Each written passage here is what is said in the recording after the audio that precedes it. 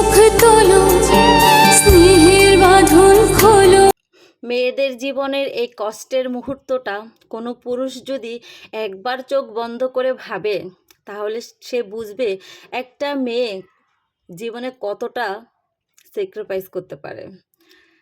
আসসালামু আলাইকুম, সবাই কেমন আছেন? চলে আসলাম আরেকটি নতুন ডেইলি লাইফ ব্লগ নিয়ে।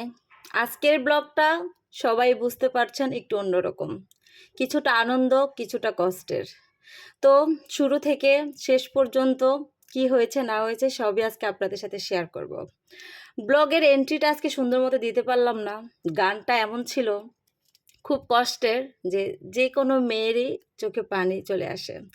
আমি যাচ্ছি বাবা, আমি যাচ্ছি, এই কথাটা শুনলেই বুকের ভিতরটা কেমন যেন করে ওঠে। যাই হোক, আমাদের জামাইয়ের আগমন, আমাদের জামাই চলে আসছে, তার শালা শালি সবাই মিলে তাকে আক্রমণ করেছে টাকার জন্য।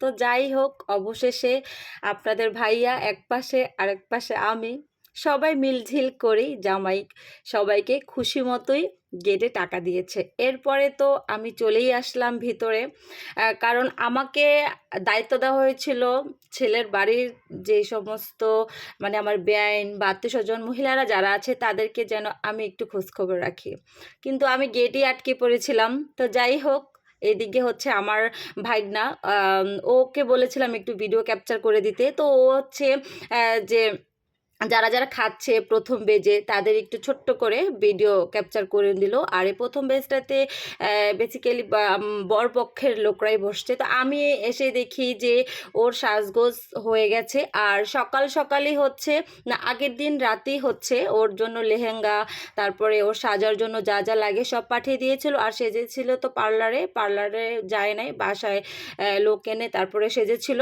তো মাশাআল্লাহ ওর সাজটা সিম্পলের ভিতরে খুবই সুন্দর হয়েছে।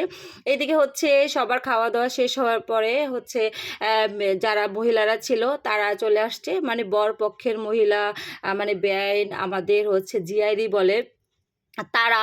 তো আমরা এ পাশ ও পাশ 4 টেবিল ছিল তাদের, আর বাদ বাকি ছিল আমাদের। তো আমি আসলে যতটুকু সম্ভব আমার ননদ আমাকে দায়িত্ব দিয়েছিল, চেষ্টা করেছি। অনেক ভারী হেভি মেকআপ করেছিলাম, তারপরে কাতান শাড়ি পরেছিলাম, গহনা পরেছিলাম। এত গরম বুঝতেই পারতেছিলেন। এইদিকে হচ্ছে হাত ধোয়ার জন্য তাও সেখানে শালা সবাই আক্রমণ করেছিল।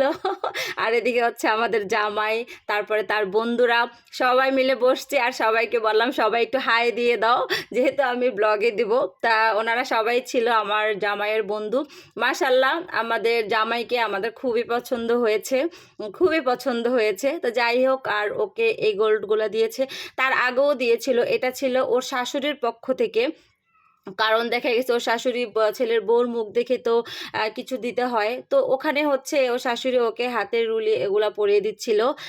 আর আমাদের মানে কি বলবো, ভাগ্নির চেহারা দেখি বুঝতে পারতেছিলেন, ওর মুখে মনে হয় যে মেঘ জমে আছে, মানে বৃষ্টি নামতে পারতেছে না, আমরা ওইটা বলি সেটা বলি। যাই হোক, এখানে কিছু রিচুয়াল আছে, যে দুধ খাওয়াতে হয়, মিষ্টি মুখ করাতে হয়, বিদায় দিতে হয়, টুকটাক অনেক নিয়ম শেষ মুহূর্তে যেগুলো থাকে। ছেলের হাতে হচ্ছে মেয়েকে তুলে দেওয়ার একটা পর্ব থাকে।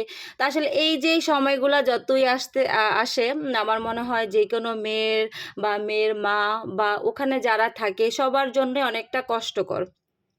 তো যাই হোক, এখানে হচ্ছে আমার ননদরা হচ্ছে খাইয়ে দিচ্ছে, আর এই তো আমার ভাইয়া হচ্ছে ওদেরকে হাতে তুলে দিচ্ছে। সবাই আসছে, এখানে আসছে বলতে ছেলের মা, আমার বেআইন যারা আছেন সবাই। এটা আসলে খুব কষ্টের একটা মুহূর্ত। তো যাই হোক, তারপরে হচ্ছে ওকে নিয়ে চলে যাচ্ছে। আর যাওয়ার সময় ভিডিওগুলা হয়তো আমি তো ওখানে আর থাকতে পারিনি, আমার ভাইগনা ছিল, ওরাই হচ্ছে যতটুকু পেরেছে আমাকে ভিডিও করে দিয়েছে। খুব কষ্টের একটা সময়, খুব কষ্টের একটা মুহূর্ত যে কোনো নারীর জীবনে।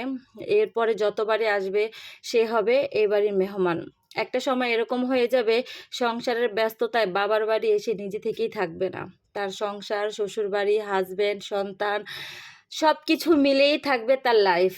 এই লাইফটা আমি কি বলবো, বলার মানে কথা বলতে পারছি না। যাই হোক, খুব কষ্টেরই একটা সময়। সবাই দোয়া করবেন আমার ভাগ্নির জন্য। আপনাদেরকে পরপর অনেকগুলা ভিডিও দিয়েছি। যারা, যারা এই ভিডিওগুলোর সঙ্গে ছিলেন, আরেকটা ভিডিও আছে জানি না দিব কিনা। যদি ভালো লাগে, মন ভালো থাকে তাহলে অবশ্যই দিব। আর দোয়া করবেন। আর কেমন লাগলো আমার এই ভিডিওগুলা। আর আজকের ভিডিওর শুরুটা আমার খুব কষ্টের ছিল, সেজন্য আমি এন্ট্রিটা সুন্দর দিতে পারি নাই। আর ও মানে বড় ননদ তো চলে যাচ্ছে। তো যাই হোক, আসসালামু আলাইকুম, সবাই দোয়া করবেন।